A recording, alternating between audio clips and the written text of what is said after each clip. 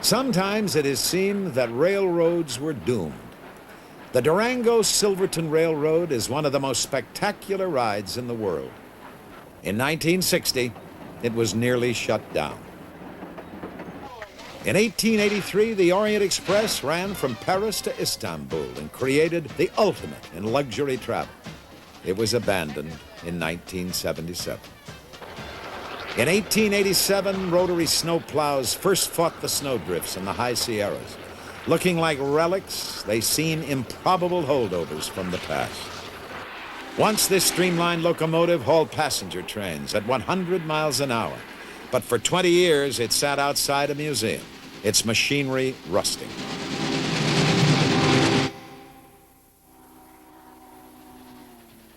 Yet today, these trains still run the rails.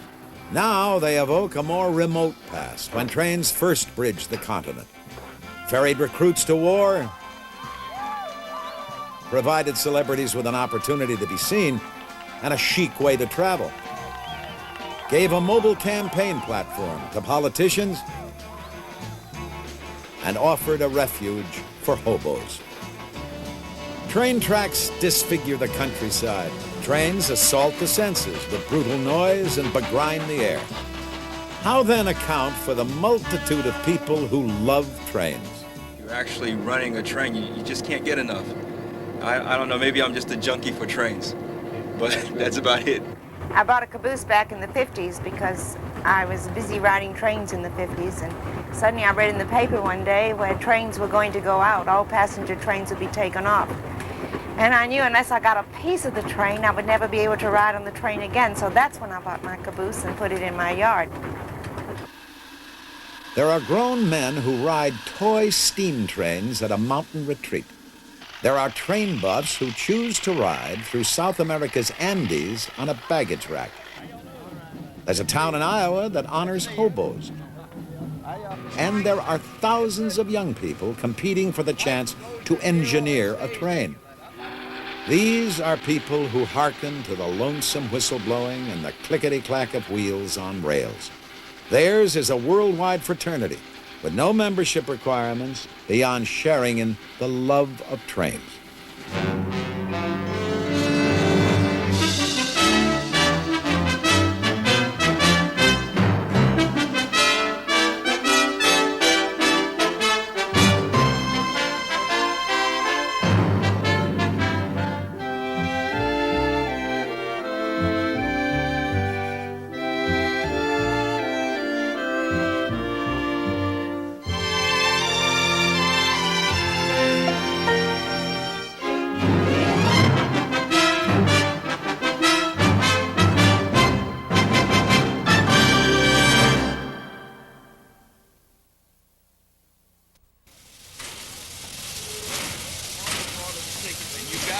You've got a sheet like this, and it tells you who's sitting in every seat, and every seat is assigned. There are many people so enamored of trains that they take trains not to go anywhere, but just for the pleasure of riding. Each year, the North Alabama Railroad Club sponsors an all-day excursion on a Norfolk Southern steam train. Seats are always sold out, and there's even competition for a chance to work on the engine. Bill Hayslip is a deputy sheriff, and he loves trains so much that he volunteers on his day off for the dirtiest job in railroading, apprentice fireman. I've studied steam engines just about all my life. I guess I was born about 30 or 40 years too late. There's something about a steam locomotive, railroads, it's just romantic. The steam engine kind of has its own personality. It's like a lady. You have to treat it just right. Well, it's just a page out of the past. Something I seen when I was a kid. Once you get used to anything, you always like to see it again. If we hadn't had them during World War II, we'd have been up the creek without a paddle.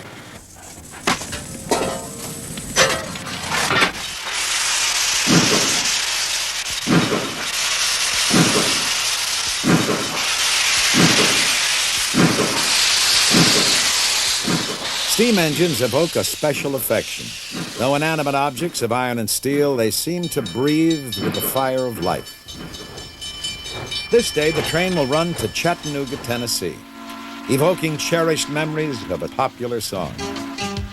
Pardon me, boys, is that the Chattanooga choo-choo? Yes, sir.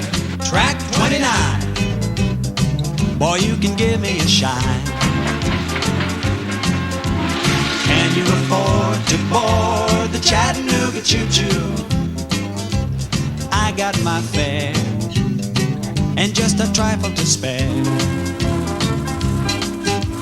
There's gonna be a certain party at the station, satin and lace, I used to call funny face. She's gonna cry until I tell her that I'll never roam. So Chattanooga choo-choo, won't you choo-choo me home? Take me home. I've often wondered if I was maybe one of those few people that had trains in my blood or something, you know. Some people have alcohol, I have trains. And I spend all day in Birmingham just to see the 2 trains go through town. My wife thinks that's crazy, but you know, it's a thrill for me. It's the most consoling, soothing, wonderful, inspiring type of music that you can ever hear. Well, I've been on trains all over the world, and I've watched them, I've seen this. It's sort of a indefinable love, I guess, but you find it from kings down to the common man. Partway through the trip, the train comes to a stop in an open field. Now begins the prized ritual of the steam train excursion. The train backs up, cameras are ready. And then a sweet symphony for every train buff's ear.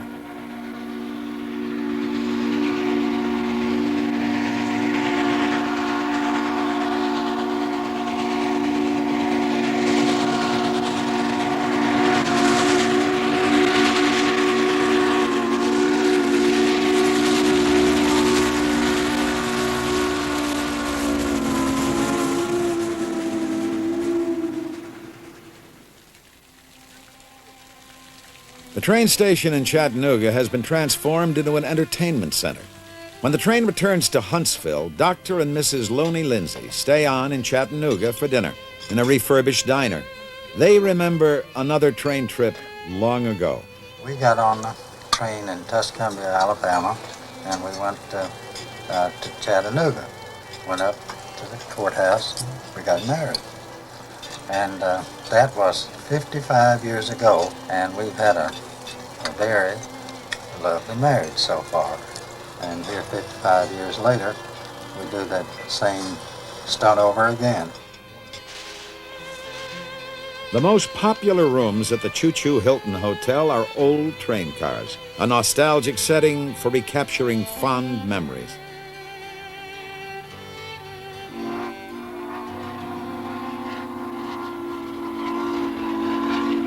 For those who love to ride steam trains, each trip is a journey into the past.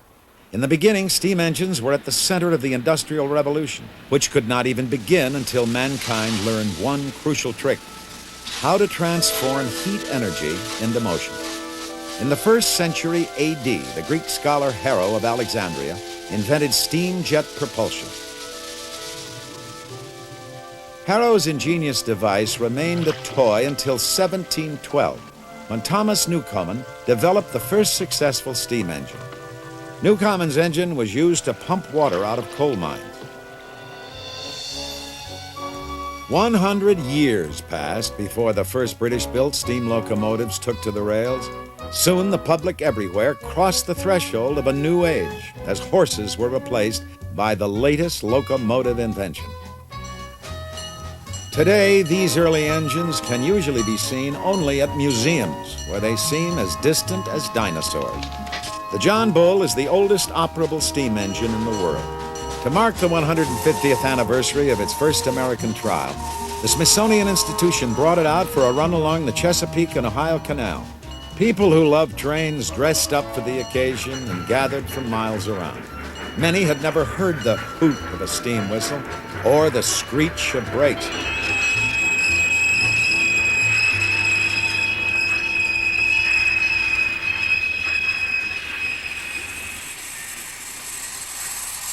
Nostalgia for those seemingly innocent days of American history is very much alive today. For some, no doubt, steam engines are the attraction. For others, perhaps, it is the appeal of travel. Or could it be that so many share the romantic notion of growing up to be an engineer?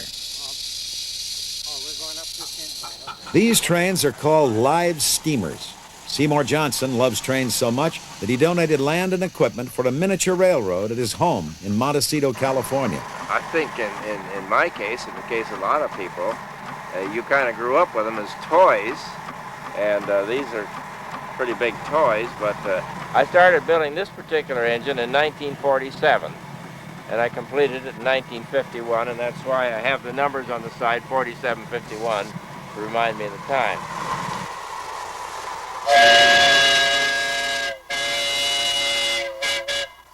Johnson and the local members of the Goleta Valley Railroad Club spent 17 years building their line. Today, they test their engines on more than a mile of track.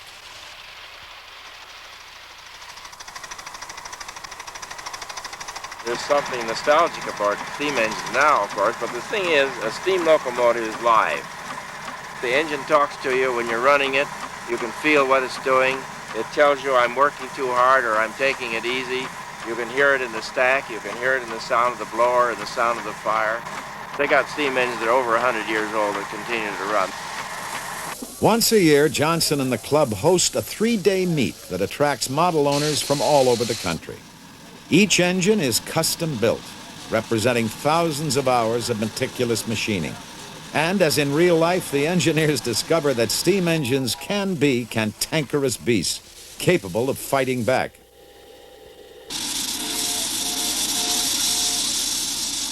Well, this is a 2.5-inch scale, narrow gauge locomotive built to run on 7 1/2-inch track. We're trying to duplicate exactly the kind of engine that the Colorado and Southern used back in the years of 1890 through 1936.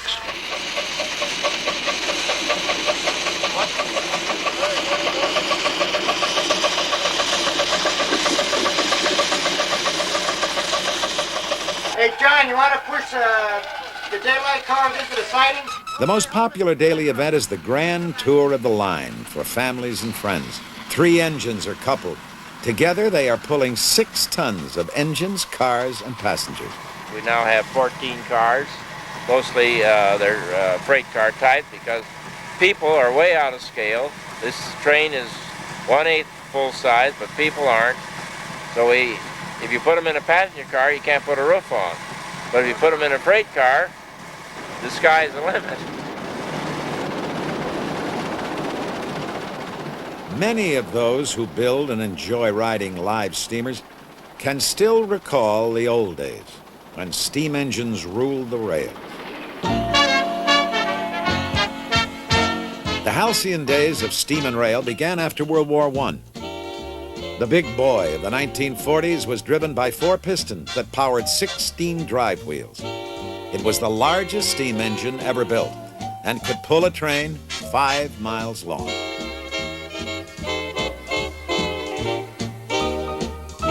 And during World War II, steam engines transporting the freight, weapons, and troops to the seacoast made possible the fast buildup of America's war machine.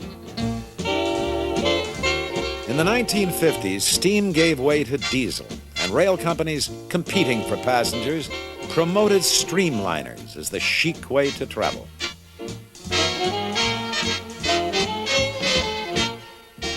But late in the decade, passengers shifted to automobiles and airplanes for long-distance travel, and trucks took over much of the freight.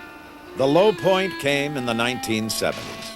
Congress rescued 6 bankrupt railroads by creating Conrail. Railroad lines were abandoned, and hundreds of stations closed for good.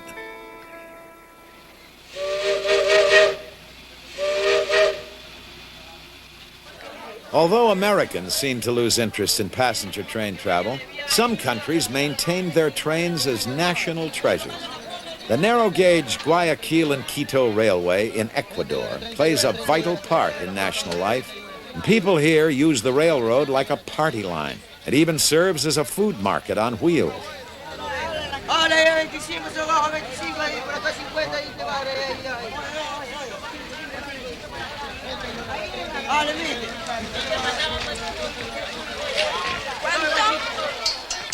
Train buff and writer Carla Hunt has traveled throughout South America on trains.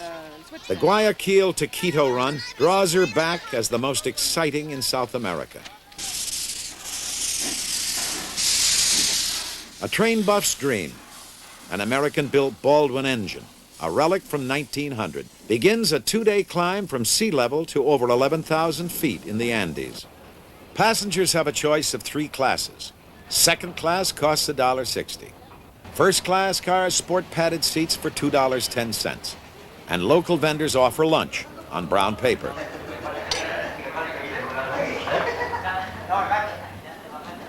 The affluent who ride deluxe get reserved seats and meal service. But some prefer the roof, where conductors seldom collect tickets. You meet a lot of people. You carry a dictionary. Can't get along. I don't speak Spanish, but I'm learning. When you really get in trouble, you dance. You smile a lot. And you admit that you're a foreigner.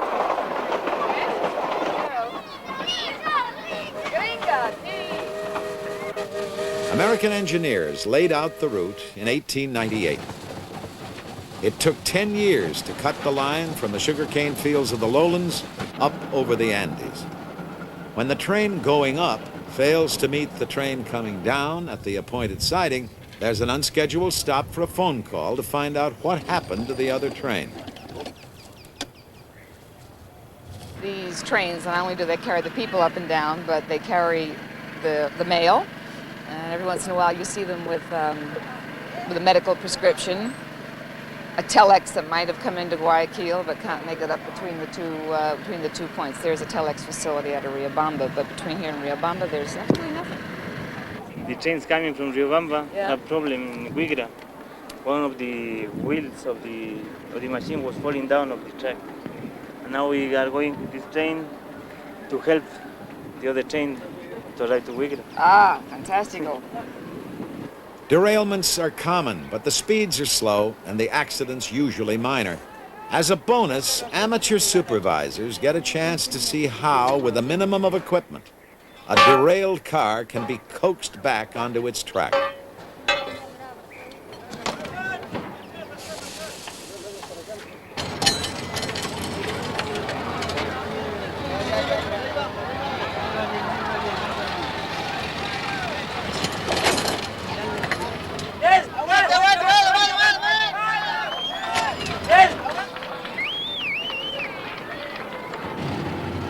After a change of engines, the train climbs into the mountains once again.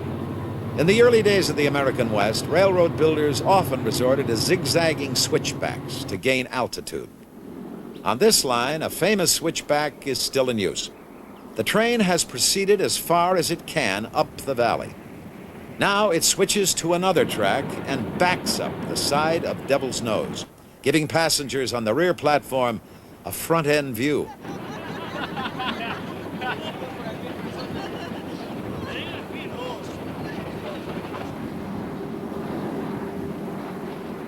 The train backs around the mountain, then switches again to climb higher.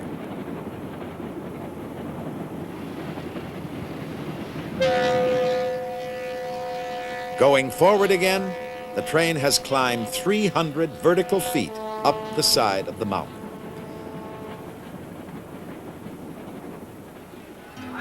At the end of the first day, the train stops at Riobamba.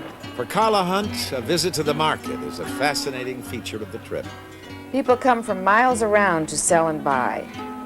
You see things in this market you won't see anywhere else in Latin America.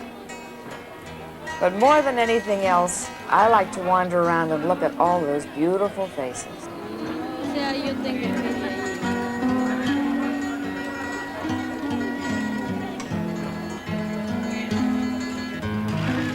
From Riobamba to Quito, the train is really a bus on rails. There are seats inside, but for hardy train buffs like Carla Hunt, there is a much more exciting vantage point. The place I like to ride is up on the luggage rack on top. That's the best sightseeing seat in South America. To go through the mountains and to climb over the two ranges of the Andes, to go through the beautiful upland villages, with all the wild changes of weather en route, there's nothing in the world like it. Clouds shroud the peaks of the Andes as the line climbs high through cuts in the mountains, and then descends to Ecuador's capital, the Spanish colonial city of Quito, to bring to an end one of the world's most extraordinary train rides. In the United States, another spectacular train ride inspired one train buff to take dramatic action. The line from Durango to Silverton, Colorado was threatened with abandonment in 1960. Charles Bradshaw Jr., a Florida citrus grower, rescued it in 1981. Like many a town in the Old West, Durango was created by a railroad. The Denver and Rio Grande chose the site, laid out the streets, and sold lots around the depot.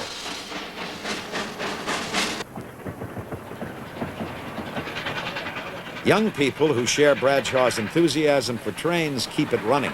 I love it. I really love it. I go home and tell my husband, I learned all kinds of new things today. I would like to be an engineer very much. You have to go through all the training, which is pretty physical for a girl. And then you have to also be a fireman, which you shovel 6 tons of coal a day. And I wouldn't want to get out of my limit. I don't think that's right. My father, my grandfather, and my great-grandfather were all railroaders before me. They worked for the Rio Grande, not this particular branch. I'm the first one in the family to work for this branch of the railroad. But none of them were conductors. They were all in different parts of the railroad, so I'm the first conductor in the family. They have to be pretty responsible people. They can't be irresponsible at all. Aren't you pretty young to be an engineer? I hear that about 30 times a day. If I couldn't handle the job, I wouldn't be here. No, let's trade. Listen, cowboy hats are out. Haven't you seen the chicks really like these hats? Let him try on at large. I'll bet nobody in your neighborhood would have a hat like that. Don't you think? I'm telling you, you go home and the girls will be lining up at the door.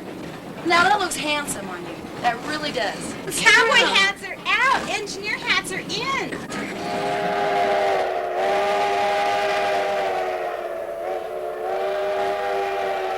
Silverton is only 45 miles from Durango, but to get there, the train must climb almost 3,000 feet.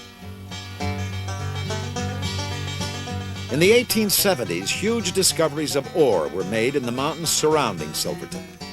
But there was no economical way to get the ore out. The railroad made the mines profitable. The ore is now removed by truck. The traffic has changed, but the town still prospers, mining tourist dollars.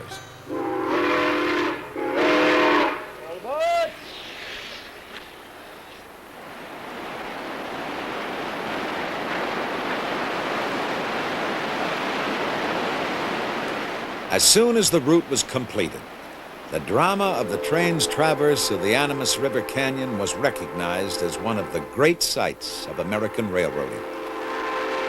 In the early 1880s, photographer William Henry Jackson lowered himself into the canyon to take this picture, published in Harper's Weekly magazine.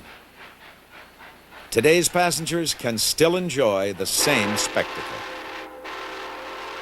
The ride is potentially just as dangerous now as it was then. A derailment could topple the cars 200 feet into the gorge.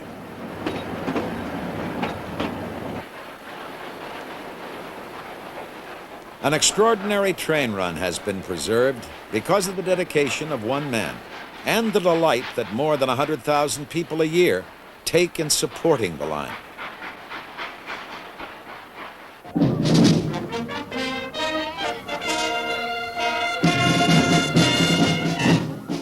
Boston has its marathon, New Orleans its Mardi Gras. Britt, Iowa honors hobos.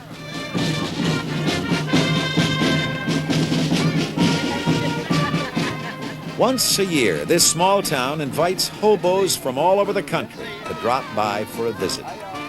The get-together largely attracts those who have retired from actively riding the rails and can now look back on their former ragtag wanderings with nostalgia. Hobos were not always so honored. Hoboing began during hard times after the Civil War. And in the Great Depression, the desperate once again took to the rails. Sometimes railroad police threw them off moving trains. Others jumped rather than face the reception they received when caught crossing state lines.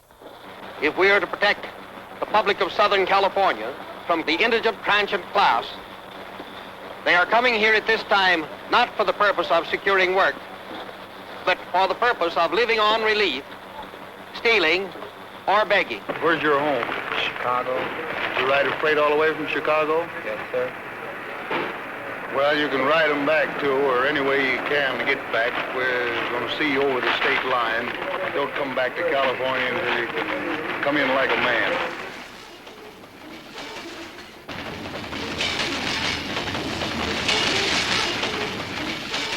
Hobo camps are called jungles, and life in them has always been hard. But in Britt, Iowa, the jungle is a place to renew friendships and swap stories. 78. Yes. Yeah. I remember you. Remember that bad? It was. And now, wait a minute. Every year you get older, you have a special privilege. Every year you will get a little bit better at forgetting. Yes, I am there already. Hobos are known most often by their nicknames.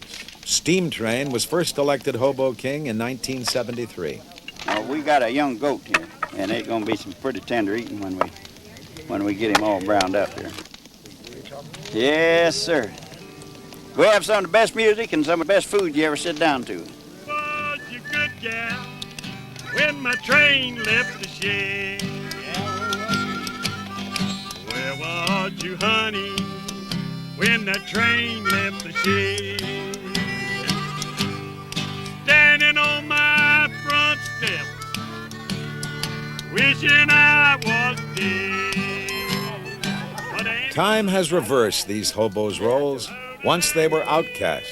Now, Brit youngsters look up to them as knights of the open road who seem to have lived in a mythological age. Could I get your autograph? Oh, I guess you could, only I know what you want to waste time on a guy like me. It's got my pad and paper. Oh, yes. I'm going to be a writer. You're going to be a writer? Yeah. Well, that's great. I'm going to try at least. You've got to have more than six grades of education. That's all I got. That's my name. That's your name? Well, this is mine. Mountain Dew. I was talking to the hobo queen and she says, would you like to be hobo? And I said, sure. And I go, how do you be hobo? And she says, well, she pulled out this kind of perfume stuff or whatever it is. And she goes, I acquire you the prince, hobo prince. And she put some on my forehead. So I'm a hobo prince. And my name is Spirit Belly Bob.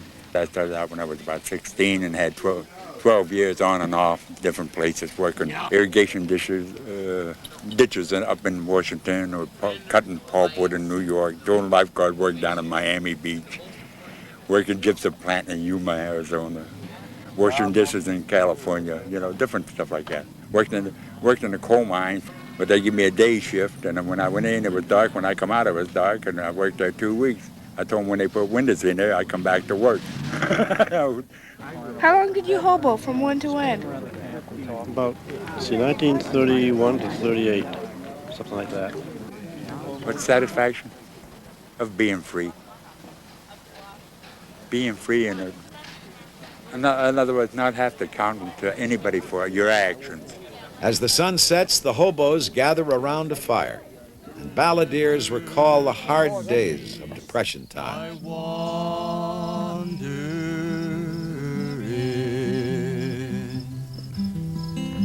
Ashes to ashes, dust unto dust. If the railroad doesn't get you, then the bread lines must. And it looks like I'm never gonna cease my wandering.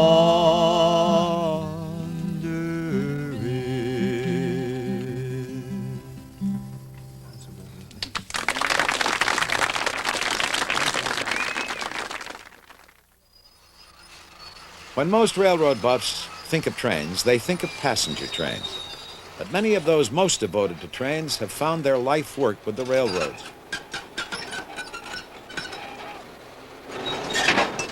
Whether they maintain the tracks or work on the trains themselves, the big business for them is freight, moving everything from coal to lettuce. And although much of the public thinks railroads are a dying industry, in fact, they are thriving. Deregulation has permitted them to abandon money-losing lines, and new techniques, like piggyback hauling of truck trailers and containers, attract new customers. The mass market shipping of fresh produce by rail enables farmers in California to sell lettuce to buyers 3,000 miles away. Lettuce harvesting has become an assembly line operation. Cutter, packer, sprayer, box closer. Today's lettuce that we've got is probably the best we've had in about a week and a half. It's 54 to 55 pounds, absolutely clean. Derek Dridivanis is sales manager of the Admiral Packing Company in Salinas. He sells lettuce by the carload to buyers all over the country. Just call us back with that order, will you? You know, the one you got in your back pocket. A refrigerator car holds 30,000 heads of lettuce. This one is bound east for New York City. The morning after the lettuce is picked, the Admiral lettuce car has been joined to a 50-car train called the Salad Bowl Express. 5 Southern Pacific engines are needed to pull the train over a 7,000-foot high pass in the Sierra Nevada mountains.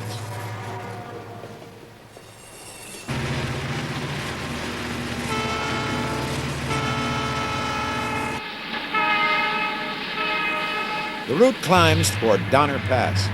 On average, 35 feet of snow fall here each winter, and avalanches have obstructed travelers as long as the pass has been used. In November 1846, blizzards trapped the emigrant Donner Party here. 35 died of starvation and exposure. Some survivors resorted to cannibalism. In the spring of 1982, 10 feet of snow fell in 12 days in the high Sierras. Southern Pacific stopped all trains across Donner Pass. Diverting traffic cost $100,000 a day. Snow fighters tried to keep the lines open with spreaders, snowplows that pushed the huge drifts to the side.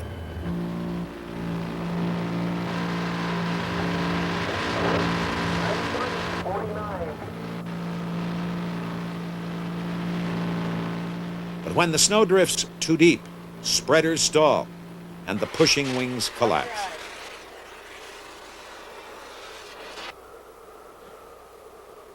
The nerve center of the railroad's fight is a community of houses and offices connected by tunnels, so buried in snow that it is called Mole Town.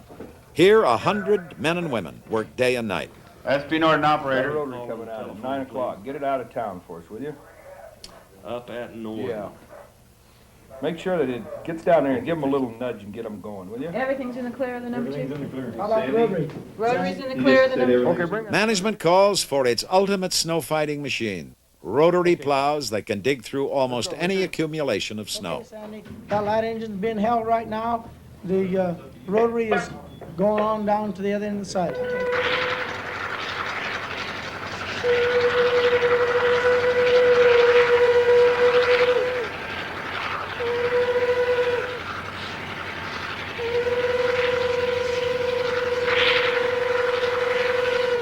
Throwing 5 tons of snow a minute, 150 feet from the line.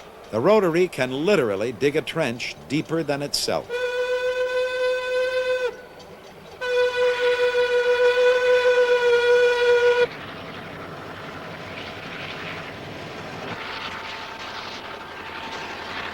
As one rotary chews toward the top of the pass from the west, another struggles up from the east.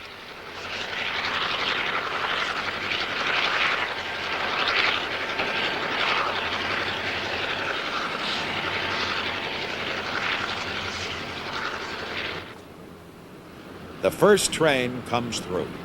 Dedicated men with pride in their work have opened the line in only 5 days, and trains like the Salad Bowl Express can once again take the direct route to New York. Beyond the Sierras, the Salad Bowl Express drops into the desert, and a new crew takes over. On the long straight runs, there's time for shared stories and for trainmen to enjoy the camaraderie which is part of the attraction they feel for their work. I don't think it's dawned on me yet that I've had a kid. Still in shock from it. Went in Sunday night, had it Monday morning. Last couple days been pretty busy for me. I was lucky. Generally, the railroad doesn't allow you to be in town. They keep you away from home quite often. So I was pretty lucky to be home when it happened. In 1950, I was on a high-speed perishable train, and a passenger train came out of a side track in front of us. We hit him head-on about 52 miles an hour. The engineer on the other train was killed. I'm very lucky to be here. Ain't that scared me?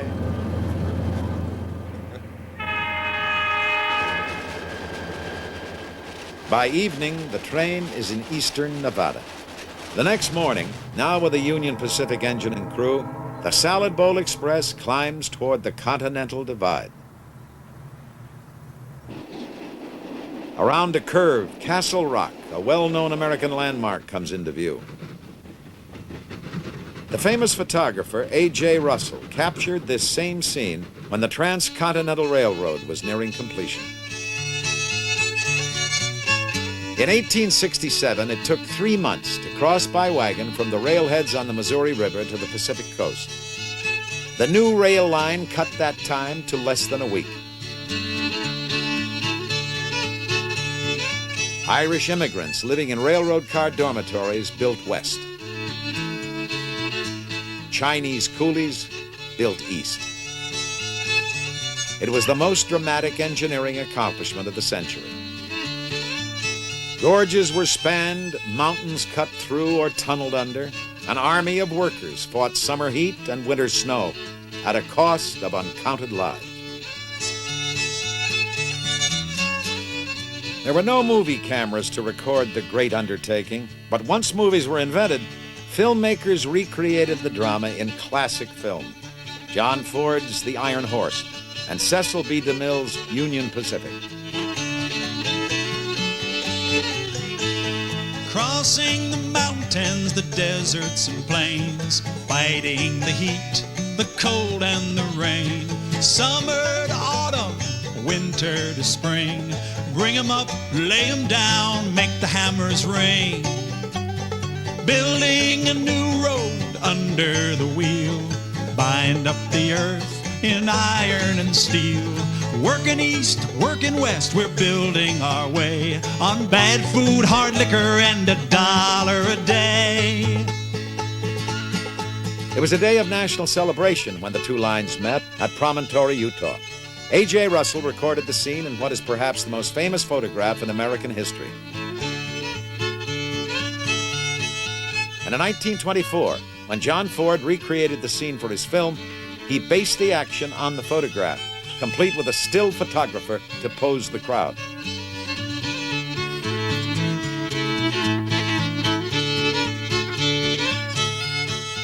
The joining of America's East and West by rail is even more important today. The Salad Bowl Express is only one of 60 to 70 trains a day moving across the nation on this one line. Now, near the end of its second day, the Salad Bowl Express comes under the traffic control of dispatchers at North Platte, Nebraska.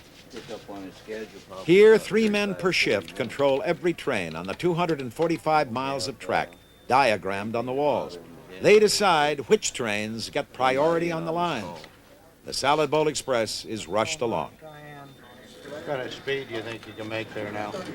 If you get a 70-mile-an-hour train out behind 30-mile-an-hour trains, you have to start shuffling trains. When he gets by here, then I'll let that other eastbound go. But he's going around one train in the process of it right now. Midnight. The Salad Bowl Express arrives at North Platte. Some cars will be sent south and eastward on other lines. Other cars will be added. The freight cars are pushed up a hump and separated. Gravity powers them down the slope. The tracks divide again and again.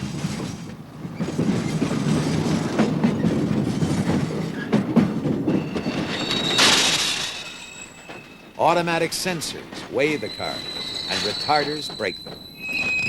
There are 221 miles of track in the yard, and as many as 5,000 freight cars at a time.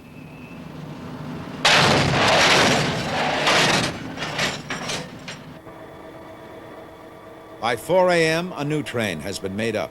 A new crew comes aboard, and the train moves on. In the afternoon, the train crosses the Missouri River. Operated now by Chicago and Northwestern Railroad, it traverses the rich farmlands of Iowa.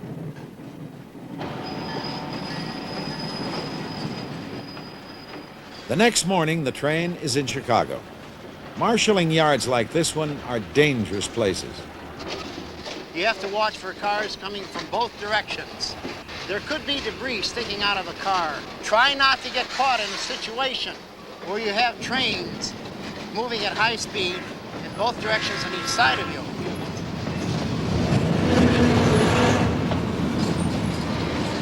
If you do have a tendency to feel dizzy, lay down on the ground. You could reel under the car. Despite railroad emphasis on safety, there is an average of 15 deaths and 6,700 injuries to American rail yard workers each year. Danger for railroaders comes not only from the trains themselves. In the early days, desperados like Jesse James, Butch Cassidy, and the Sundance Kid held up trains in the lonely plains and mountains of the West. Today, trains are most often attacked as they pass through depressed areas in big cities. We had one conductor, they got in with a gun and robbed him at Park Manor. And there's just a few things that we go through out here. Everybody thinks we got such a swell job. We have our ups and downs too. And this is our most dangerous spot of the trip. They put different articles in the tracks to derail us. They put old tires so they'll break the air hoses in two. They'll throw beer bottles, anything they can get their hands on. We've been shot at. They shot at me 5 times through the caboose windows. I got pictures of the hole.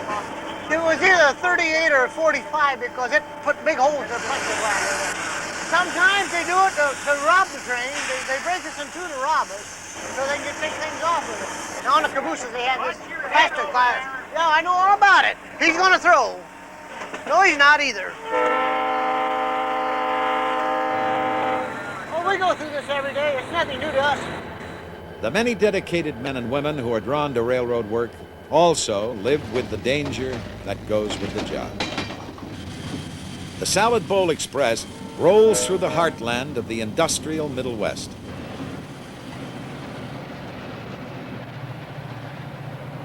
On the 5th morning, the train parallels the Mohawk River. Now under Conrail control, it follows the same route taken in 1825 by the Erie Canal.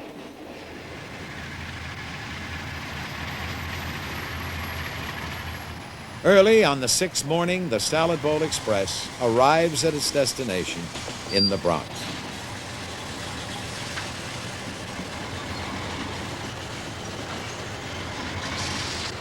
Oh, Mongo, Mongo, 1, 2, 3. I'm gonna climb the Mongo tree. Mongo, Mongo. 10 carloads of produce are unloaded at Hunts Point Terminal each day. A carload of lettuce from Salinas has been bought by the Armata family, wholesalers who in turn sell to markets and restaurants. Beautiful box of lettuce. And as my father would say, it talks to you. As soon as you open up the box. It has been 7 days since the lettuce was picked. It took 4 railroads and the involvement of 1,000 men and women to move it across the country.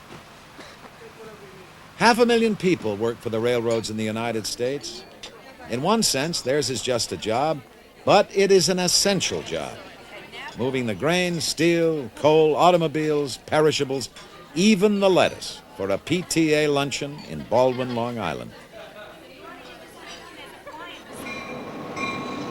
Traditionally, little boys were given model trains for Christmas, and captured by a dream, many grew up wanting to become an engineer.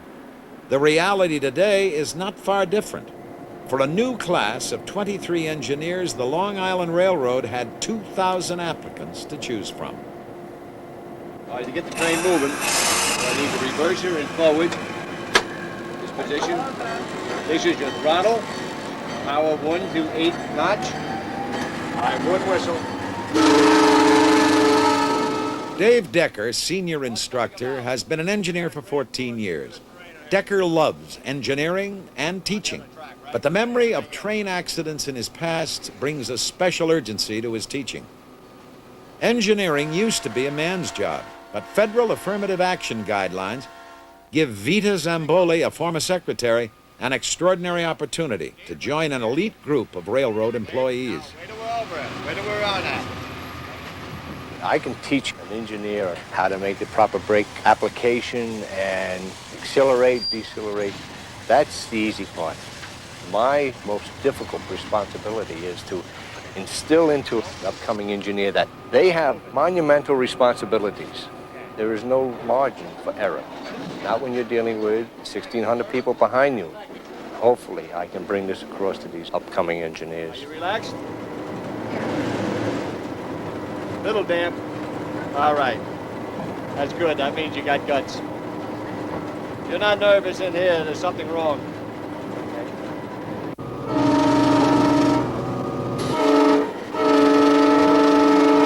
How do you feel? Think you're coming in strong? As she brings the train into a station, Vita must learn the right timing, how strongly to apply the brakes so as not to stop too soon or overrun the station. Okay. Now what you want to do is just bail off the last second. No, not this. Go ahead, bail it off. Hold that. Super. But you want that feel of this thing charging into the station, making your initial application and then your final application. You ever run a train before? Huh? Never? You did a heck of a job. What do you think? What do you feel? Feel that this is going to be your occupation or what? Yes. Yes? I'm sure it's going to take a while, but I will get the feeling of bringing a train in. But there are going to be times in your career when you're going to run across a grade crossing accident. But traveling along at 65, a car comes around the gate or through the gates. It's not a thing you can do. You hope you give pre-warning or warning whistle and the warning bell before you get to that crossing, or ample. You'll search your soul to know whether you did it or not. It's not just the glory of running over the road and say, I always wanted to be an engineer. Now I have that, is that you have to take that responsibility. If her engineering career follows the norm, Vita will face 500,000 road crossings in the next 25 years. If she is never involved in an accident, passengers who ride her trains will have no reason to learn her name.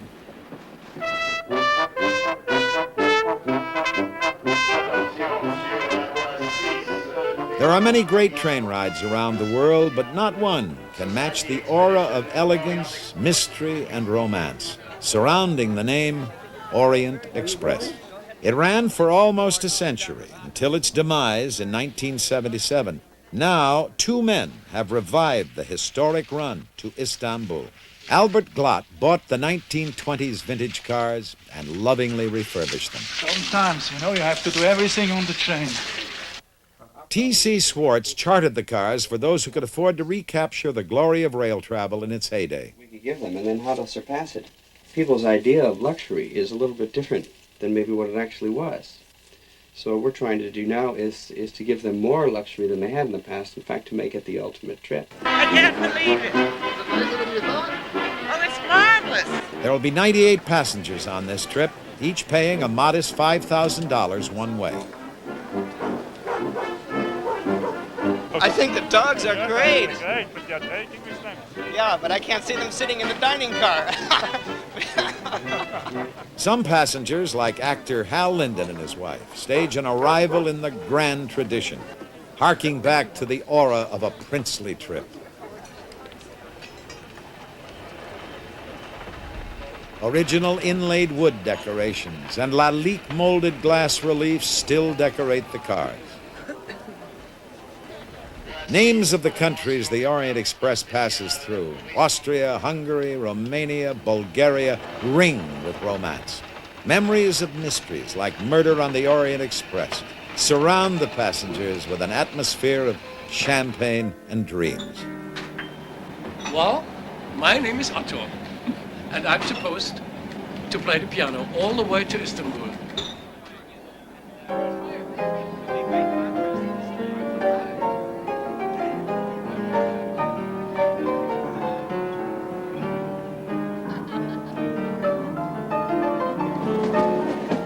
like everything that's wonderful about the world is going away, and the trains are one of those things.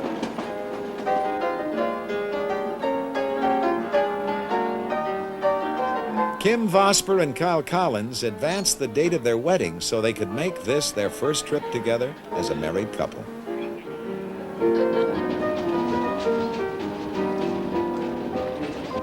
For bourgeois travelers, meals in an aristocratic French style. The ultimate temptation for those who count calories.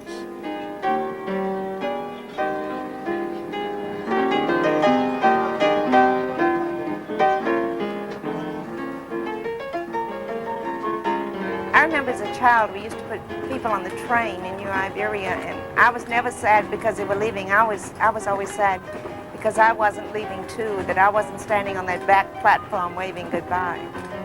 I think I was 6 or 7 when I took my first train ride. From that time on, I think I fell in love with trains, and when I heard that you could spend 4.5 days on a train, that sold me on this trip. The train cruises Europe like an ocean liner. Gypsies play, as they did on the first run, the Orient Express.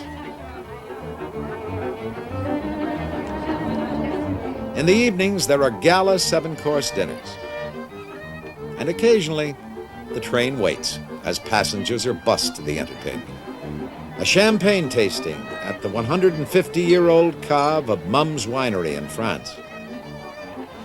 And just as on its maiden voyage, there is a festive reception in Budapest.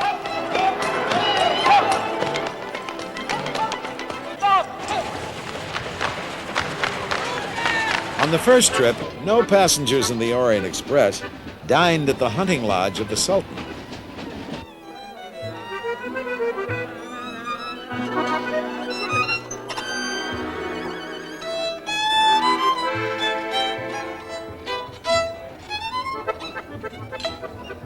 It is an express journey to the sun. But the high point for many comes in Vienna, where the Vienna Boys Choir is only part of the entertainment.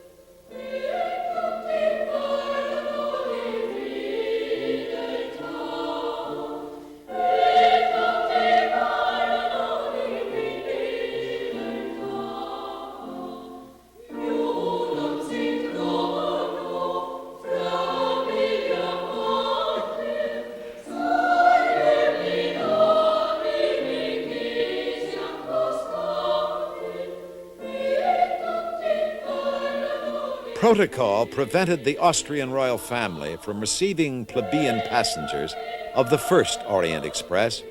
Now, the Pallavicini Palace is theirs for the evening.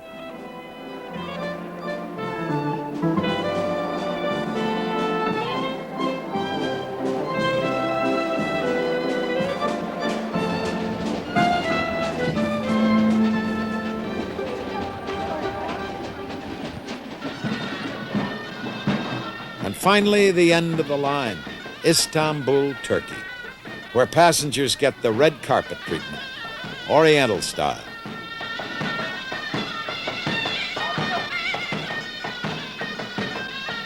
For the 98 passengers of the Orient Express, the trip will remain an extraordinary adventure into the romance of rails. But the Orient Express has no monopoly on beauty. There are grand adventures for everyone in a rediscovery of travel by train. Amtrak's Crescent, with newly rebuilt equipment, races like a speeding ship across Lake Pontchartrain in Louisiana. The Great Plains offer the same sweeping vistas that challenged the pioneers so long ago. There are majestic views of the Rockies on the Canadian transcontinental route.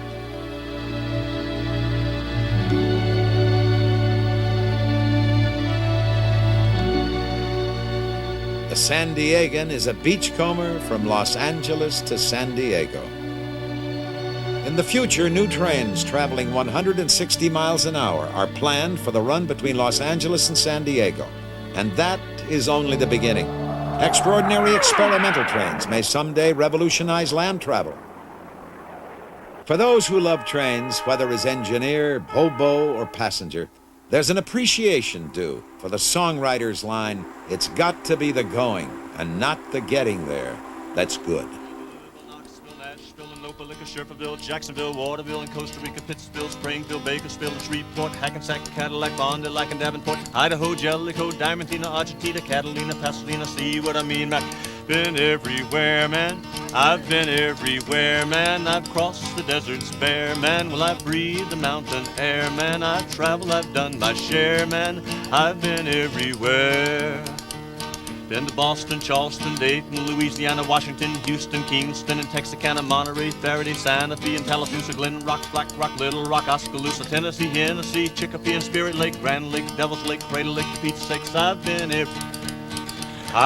everywhere, man. I've crossed the deserts bare, man. Well, I've breathed the mountain air, man. I've traveled, I've done my share, man. I've been everywhere. One more verse. I get a long breath. I've been to Pittsburgh, Parkersburg, Ravensburg, Colorado, Ellensburg, Rexburg, Vicksburg, and El Dorado, Larimore, Atmore, Haverstraw, Chattanooga, Chester, Nebraska, Alaska, Opelika, Baraboo, Waterloo, Kalamazoo, and Kansas City, Sioux City, Dodge City, Cedar City. What a pity, I've been everywhere, man. I've been everywhere, man. I've crossed the desert bare, man. Well, I've breathed the mountain air, man. I've traveled, I've done my share, man. I know someplace you haven't been, and he says, I've been everywhere. So,